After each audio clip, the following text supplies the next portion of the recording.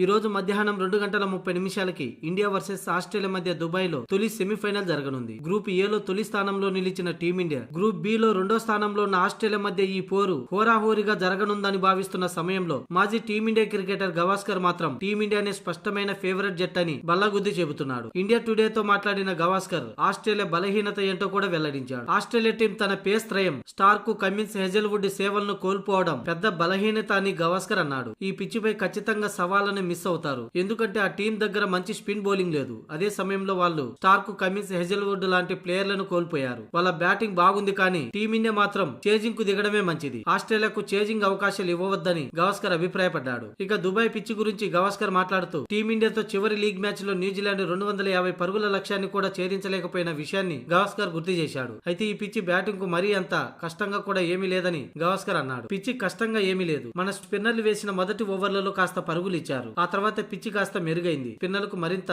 Grip దొరికింది. అయితే పిచ్చి అసాధ్యంగా అయితే ఏమీ లేదు, కాస్త టన్ ఉంది. బౌలర్లు బాగా బౌలింగ్ చేశారు కాబట్టి న్యూజిలాండ్ చేజ్ చేయలేకపోయిందని గవాస్కర్ అన్నాడు. ఇక చివరి లీగ్ మ్యాచ్ లో భారత్ 4 స్పిన్నర్లను బరిలోకి దించి కివీస్ ను కట్టడి చేసిన టీమిండియా ఇక సెమీస్ లో ఆసీస్ పై కూడా అదే వ్యూహంతో బరిలోకి దిగితే గెలుపు సులువు కావచ్చు.